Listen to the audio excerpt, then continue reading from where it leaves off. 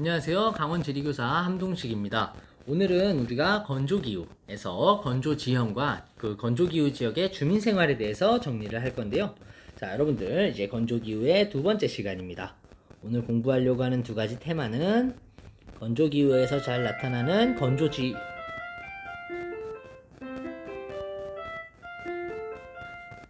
건조기후에서 잘 나타나는 건조지형과 그리고 건조기후 지역에서의 주민 생활에 대해서 하나씩 정리를 해봅시다. 자, 준비되셨나요? 자, 첫 번째 건조지형부터 바로 가겠습니다. 자, 건조지형의 핵심은요, 습도가 낮고, 죄송합니다. 오타네요.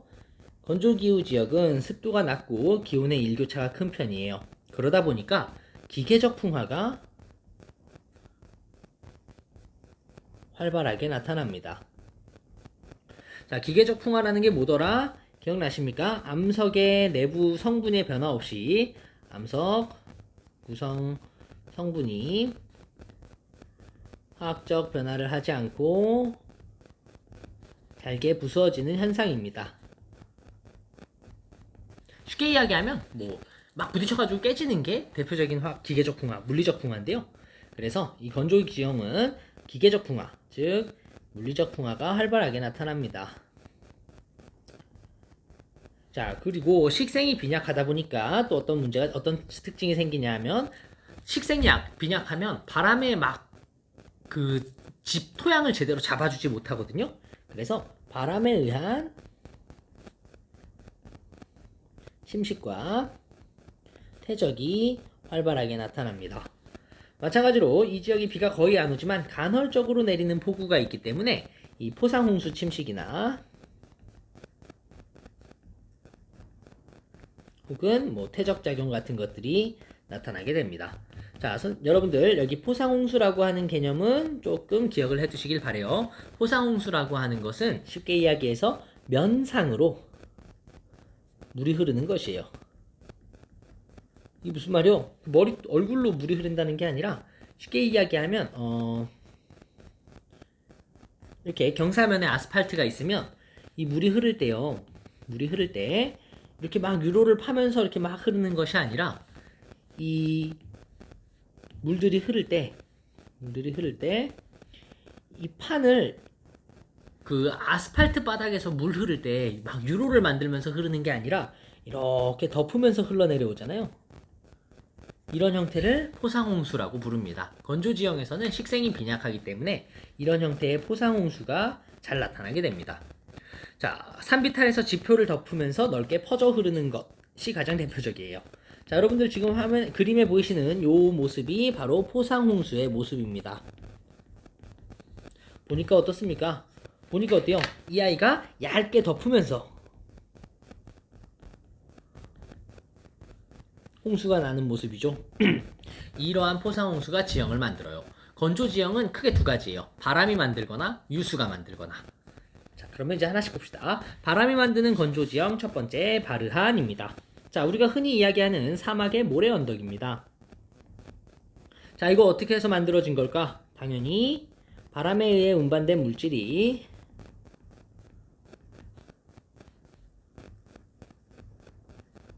퇴적돼서 만들어진 지형입니다. 쉽게 이야기하면 바람에 의한 퇴적작용으로 만들어지는 거죠.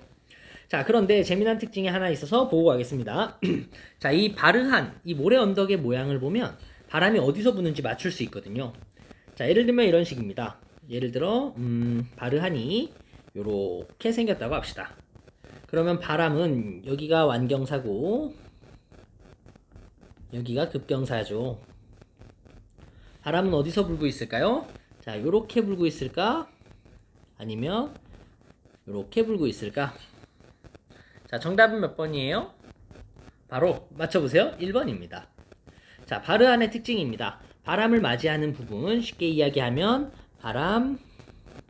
바지는 완경사를 이루고 바람 그늘은 극경사를 이루는 게 특징이에요. 그 이유는 이 모래 알갱이들이 바람에 날려서 이렇게 뽕뽕뽕뽕뽕뽕뽕뽕뽕 이렇게 튀어오르다가 나중에 후두두두두두 떨어지는 형태로 만들어지기 때문이에요. 그래서 이 바르한의 특징은 완경사가 요거 되게 중요한 개념입니다. 완경사가 바람바지를 이루고 그리고 바람 그늘은 급경사를 이룬다. 자, 다음 두 번째 삼릉석입니다. 자, 화면에 보이는 요 돌의 모양의 특징을 한번 살펴보세요.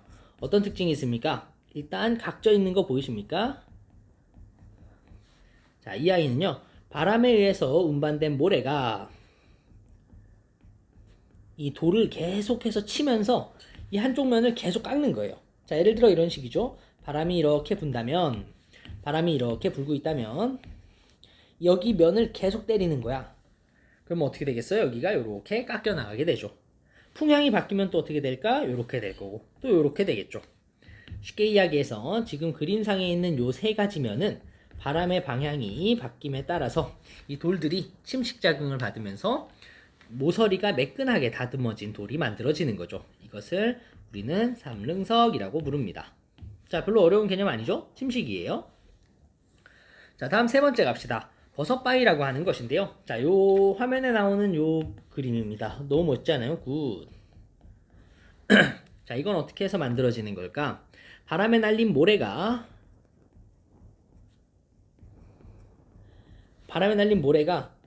때리는 거야. 어디를 때리는 걸까? 여기 아랫부분만 미친 듯이 때리는 거지. 그럼 그러다 보니까 버섯 모양으로 바람에 의한 기저부 아랫부분에 침식작용으로 생긴 바위가 되겠습니다. 버섯 모양의 바위죠. 자, 이 아이가 만약에 시간이 오랫동안 지나면 계속해서 여기 아랫부분을 공격받게 된다면 어떻게 되겠니? 시간이 지나면 여기 요 옆에 있는 친구처럼 되지 않을까요? 자, 만들어지는 원리는 마찬가지입니다. 바람이 불고요. 바람이 불고 이 모래 알갱이들이 통통통통 튀어서 여기 기저부를 집중 공격하는 과정을 통해서 버섯바위가 만들어집니다. 자, 크게 어려운 내용은 아니지만 이 지형 자체가 워낙 독특하고 재미있어서 시험에 곧잘 나옵니다. 자, 다음은 사막포도입니다. 자, 사막포도라고 하니까 요런 이미지가 보여지는데요. 자, 요걸 보니까 어떤 게 생각나세요? 포도가 생각나세요? 사실 이 포도는 우리가 생각하는 그 그레이프의 포도가 아니라 페이브먼트, 포장도로라는 뜻이에요. 그래서 쉽게 이야기하면 바람에 의해서 작은 입자들이 제거되는 거죠. 뭐 침식이라고 봐도 상관없을 것 같아요. 침식은 좀 별론가? 바람에 의해서 모래나 작은 입자들이 제거되고 뭐만 남은 겁니까? 바람에 날려가지 않는 자갈들이 남아서 자갈들이 포장도로처럼 남아서 만들어진 지형이에요. 그래서 사막에서 볼 수 있는 포장도로, 그래서 포도라고 합니다. 자, 얘는 사막포도입니다.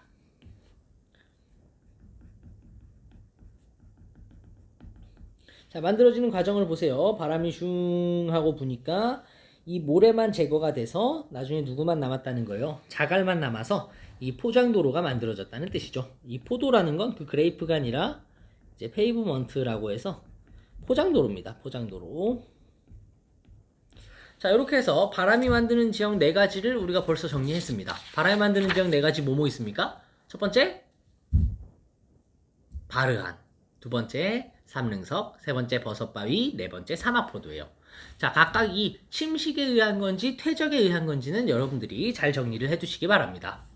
자, 유수가 만드는 지형도 마찬가지예요. 자, 유수가 만드는 첫 번째 지형 와디입니다. 와디. 자, 와디라는 건 쉽게 이야기하면 비가 내릴 때만 일시적으로 흐르는 하천이에요. 평소에는 말라있다가 비가 올 때만 흐른다고 해서 뭐라고 부르냐면 건조한 하천, 건천이라고 부릅니다. 자, 화면을 보시면 어때요? 지금 현재 여기 이렇게 말라있잖아요? 여기가 와디예요. 그래서 이 건천은 평상시에는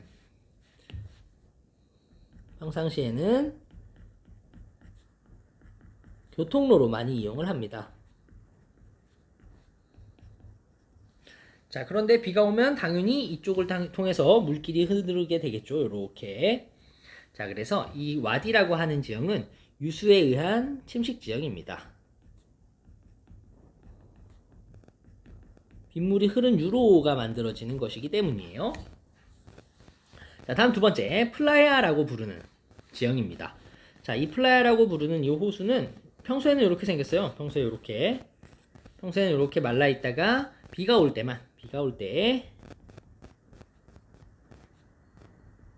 일시적으로 형성되는 호수를 이야기합니다. 자, 그러면 이제 호수가 되면 플라야호 혹은 플라야가 되는 거죠. 평소에는 어떤 상태냐면 말라 있습니다. 평소에는 염분이 집적된 소금 바닥이 드러나요.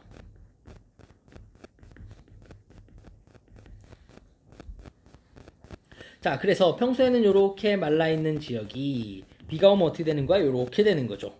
자, 여기 너무 멋진 곳이지 않습니까? 여기가 어디냐 하면 바로 볼리비아의 우유니 소금 사막이라고 부르는 지형입니다.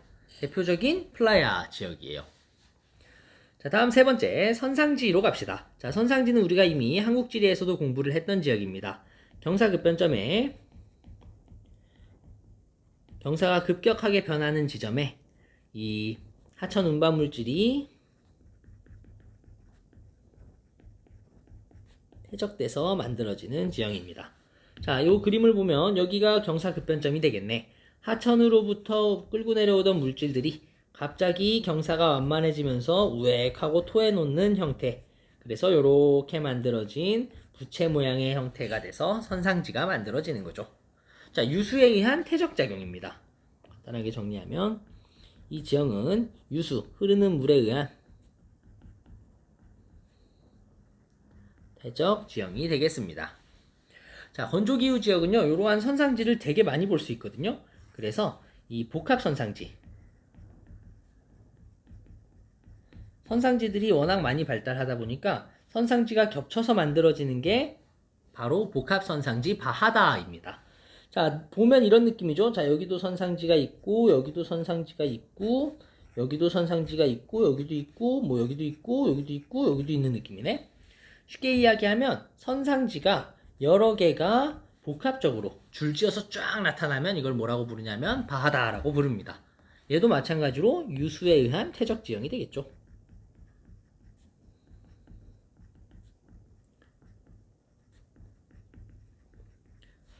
자, 다음 다섯 번째 지형은 페디먼트입니다.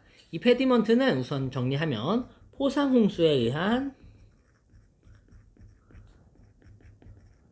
침식 지형입니다.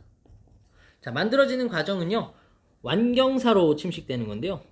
완경사의 침식사면이에요.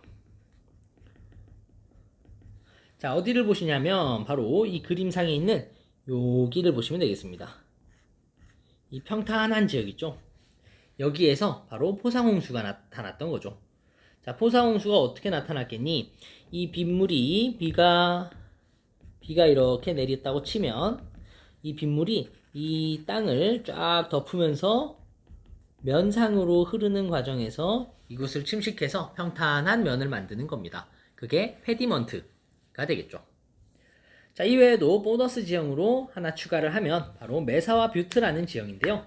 얘는 암석의 경연 차이, 쉽게 이야기하면 단단한 암석과 연한 암석, 단단한 경자를 써서 경암과 연한 암석, 연암의 차별 침식으로 인해서 깎이고 살아남고 하는 과정에서 만들어진 지형입니다. 뭐 일반적으로 이렇게 등치가 큰 애를 메사라고 하고 이렇게 등치가 작은 애를 뷰트라고 하는데요. 이거 두 개를 따로 구분할 필요는 없을 것 같습니다. 메사와 뷰트는 세트 메뉴로 알아두시면 되겠습니다. 자, 이렇게 해서 우선 건조지형과 관련된 내용을 여기까지 하겠습니다. 자, 이제 본격적으로 건조기후 지역에서 주민생활, 사람들이 어떻게 살아가는지에 대한 내용을 간단하게 정리를 해봅시다. 자, 건조기후 지역에서 사람들이 어떻게 살아가느냐. 첫 번째, 사막기후부터 보겠습니다. 자, 사막기후는 쾌펜의 기후 구분에 따르면 B, 왕 W를 쓰잖아요. 자, 이 지역의 사람들은 지붕이 평평하고 벽이 두꺼우며 창문이 작은 흙벽돌집에서 살아갑니다. 자, 오른쪽에 나와 있는 이 그림과 같은 집에서 산다는 얘기죠. 자, 왜 이런 곳에서 사는 걸까? 하나씩 정리하면 첫 번째, 지붕이 평평합니다. 왜요? 여기 강수량이 거의 없거든요. 강수량이 적어서 지붕을 경사지게 만들 필요가 없습니다. 자, 그리고 벽이 두꺼워요. 벽은 왜 두꺼울까? 여기 일교차가 엄청 크잖아요. 그래서 일교차를 극복하기 위해서 단열을 위한 목적으로 만든 거고요. 창문이 작은 흙벽돌집은 왜 만든 거야? 얘는 모래바람을 차단하기 위해서. 모래바람과 일사를 차단하기 위해서 만들어진 것이죠. 자, 마찬가지로 여기 의복을 보면 전신을 가리는 의복이 잘 발달합니다. 뭐 부르카, 니캅, 히잡, 차두르, 이것이 각각 어떻게 다른지를 다 외울 필요는 없습니다. 단지 이 의복이 발달하는 이유를 정리해두면 좋겠네요. 자, 이러한 의복이 발달하는 이유는 강한 일사나 강한 햇볕이나 모래바람으로부터 보호한다라는 목적이 있지만, 동시에 이 사막기후가 나타나는 지역의 종교인 이슬람교와의 문화하고도 관련이 있어요. 이 내용은 나중에 그 종교 지역에서 다시 자세히 다룰 겁니다. 자, 다음에 이 사막기후 지역의 사람들이 어떻게 살아가는가를 또 봤더니 뭘 하면서 살아간대요? 오아시스 농업도 하고 지하수도 하고 외래하천, 인공관계시설 등을 이용해서 관계농업을 한대요. 자, 그러면 우리가 개념을 몇 가지 정리를 합시다. 자, 첫 번째 바로 요거 외래하천의 개념을 정리합시다. 자, 외래하천이란 쉽게 이야기하면 바깥에서 온 하천이에요. 수변한 기후 지역에서 발원해가지고 건조기후 지역을 관통해서 흐르는 하천. 건조기후를 통과해서 흐르는 하천.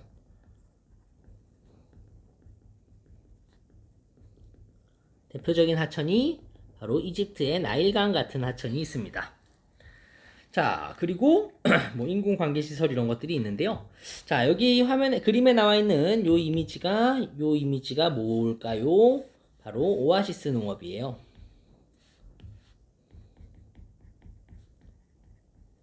이곳에서 많이 하는 형태가 대추야자. 그림에 나와 있는 대추야자와 뭐 밀농사 이런 것들이 되겠습니다. 자, 그리고 오른쪽에 나와 있는 요 그림이 되게 재밌지 않나요? 자, 요 그림은요, 대표적인 인공관계시설인데요. 사막에서 물을 끌어와가지고 여기 가운데다가 스프링쿨러를 만들어서 물을 뿌리는 거야. 스프링쿨러가 물을 돌면서 물을 뿌리니까 농업이 가능한 범위가 이렇게 동그라미 모양으로 만들어지는 거죠. 되게 재미있죠? 자, 이걸 가지고 이제 원형식 관계농업 이렇게 표현도 합니다. 어쨌든 인공관계시설이고요. 자, 그리고 오늘날에 이 건조기후 지역을 태양광, 태양열 발전소로 건설하자라고 하는 이 대저택 프로젝트라고 하는 계획도 운영 중에 있다고 합니다. 사하라 사막의 강한 전기로 바꿔가지고 이거를 유럽으로 보내는 계획을 세우고 있대요. 자, 이제 스텝기후 지역에서 사람들이 어떻게 살아가는지 봅시다. 자, 스텝기후 지역은 쾌펜의 기후 구분에 따르면 B 왕S를 사용을 했었어요. 자, 가옥은 이동식 생활에 적합한 이동식 가옥을 만듭니다. 자, 함동식 가옥이 아니라 이동식 가옥인데 이런 것들을 뭐라고 부르냐 하면 적어두세요. 게르, 파오, 유르트라고 부릅니다. 자, 모양은 이렇게 생겼습니다. 이게 실제로 그 만들고 해체하는 데 있어서 한 3시간, 4시간 정도면 만든대요. 그래서 3, 4시간이면 모든 가족이 다 이사를 갈 수 있게 된다는 얘기죠. 자, 다음에 이 지역에서 하는 농업들의 형태를 살펴보면 각각 나뉘는데요. 자, 구대륙.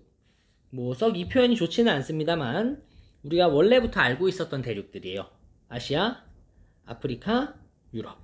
여기에서는 이 스텝 기후를 활용해서 자급적인 형태, 즉 우리가 스스로 먹고 사는 형태의 농업으로 유목과 관계 농업을 한다면 신대륙 이 표현도 썩 좋지는 않지만 뭐 새롭게 발견된 대륙이라고 합시다. 뭐 북아메리카, 남아메리카, 오세아니아 같은 곳에서는 상업적인 형태로 농업을 합니다. 그래서 상업적 곡물 농업과 기업적 방목으로 나누어지죠.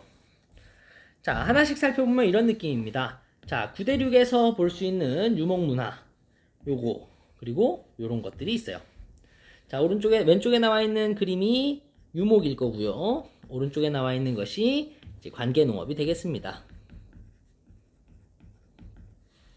이 지도를 살펴보니까 어떤 내용을 다루고 있는 거냐 하면 그 유목민들이 계절적으로 어떻게 이동하는지, 유목민의 계절적 이동을 드러낸 자료이기도 합니다. 자, 다음에 신대륙을 봅시다. 자, 신대륙을 봤더니 어때요? 이 스케일이 다릅니다. 상업적인 형태, 판매를 목적으로 거대하게 곡물을 기르거나 기업적 방목, 기업의 형태로 거대하게 유목을 하는 형태예요. 자, 오늘날에 이런 형태의 다양한 스텝 기후의 주민 생활은 많이 바뀌고 있습니다. 첫 번째로 유목 문화가 쇠퇴하고 있대요. 국경선도 생기고 도시나 산업화 같은 것들로 인해서 유목 문화는 줄고 관계농업은 확대되고 있어요. 관계농업이 확대되면서 생기는 문제점은 이 물을 끌어다 쓰는 거다 보니까 지반이 침하되고 지하수가 고갈되고 토양이 염류화되는 등의 문제가 있을 수 있습니다. 자, 그러면 이제 가장 중요한, 오늘 공부하는 것 중에 제일 중요한 내용이에요. 사막에서 물을 구하는 방법. 3가지 공부할 거거든요. 자, 첫 번째 지하 관계 수로부터 가겠습니다. 자, 지하 관계 수로인데요. 관계가 뭐였어요? 물을 끌어오는 거잖아요. 수로는 물을 끌어오는 길이고요. 근데 얘를 지하로 끌어오는 게 포인트예요. 자, 물을 지하로 끌어오는 거예요. 왜 지하로 끌어올까? Why? 지표로 그냥 끌어오면 되잖아요. 왜 지하로 끌어와? 바로 건조기후의 특징 때문이에요. 증발량과 강수량 중에 뭐가 더 많지? 건조기후 지역은 증발량이 더 많잖아요. 그러다 보니까 지표로 가져오면 물이 말라버려요. 그래서 물의 증발을 막기 위해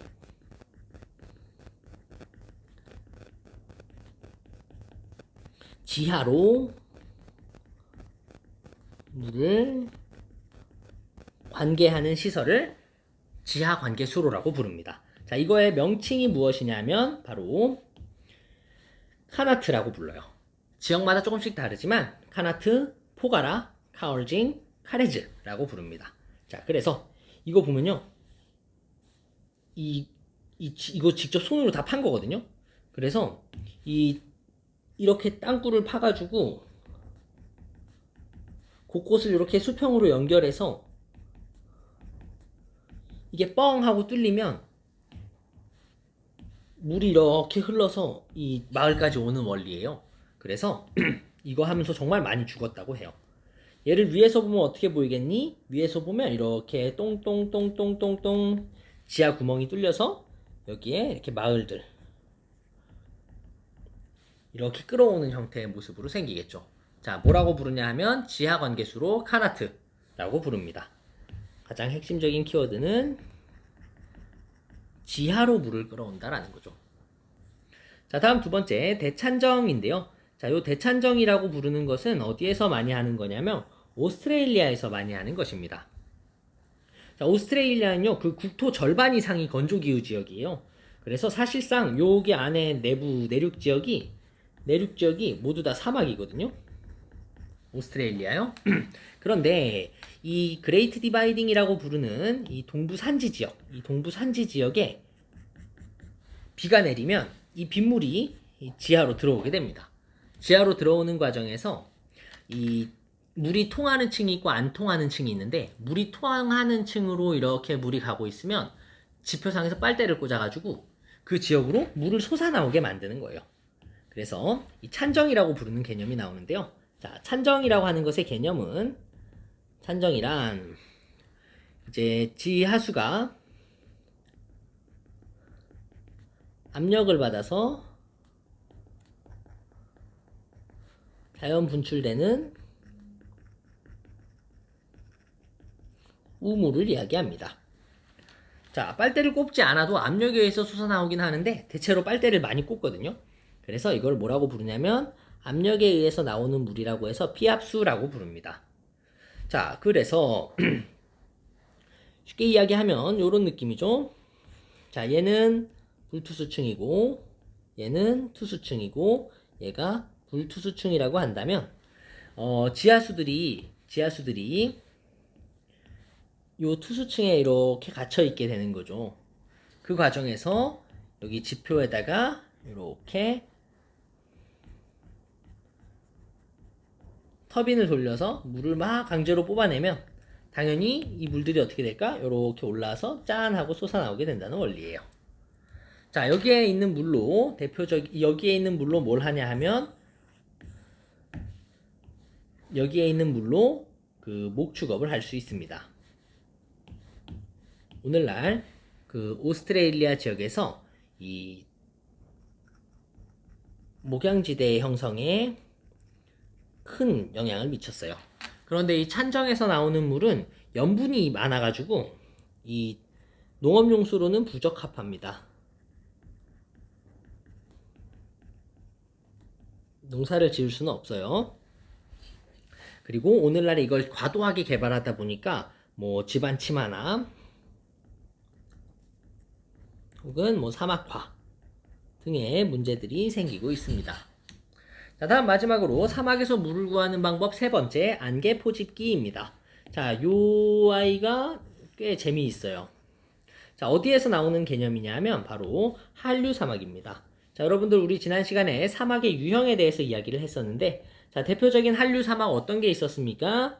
바로 벵겔라 한류 근처의 나미브 사막과 페루 한류 근처에 아타카마 사막이 있었잖아요. 여기는 엄청 건조하지만 비가 내리지 않아요. 그러니까 엄청 건조한데 당연히 건조하니까 비가 안 내리는데 안개는 많이 끼는데 안개는 많으나 비가 내리진 않습니다. 그 이유는 뭐 때문이었어? 한류 때문이었잖아요.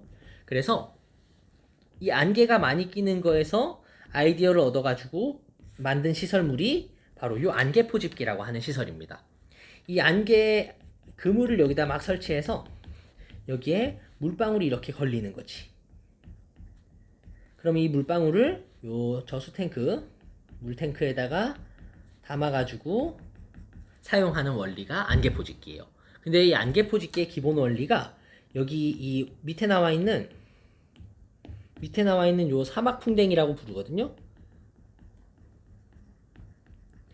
이 아이가 이렇게 한대요.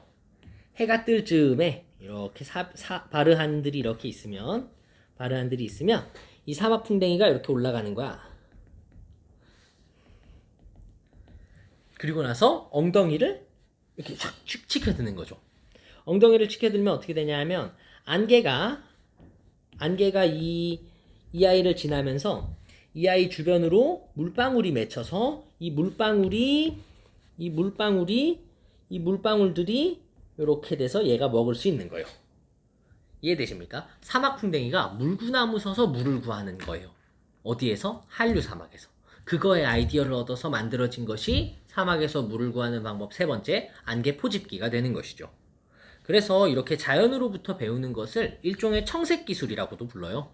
자연에서 이 곤충이나 식물들이 하는 모습들을 보면서 아이디어를 얻는 거죠. 이걸 블루 테크놀로지, 청색 기술이라고도 부르는데, 이렇게 해서 사막 기후와 관련된 내용들을 모두 정리를 했습니다.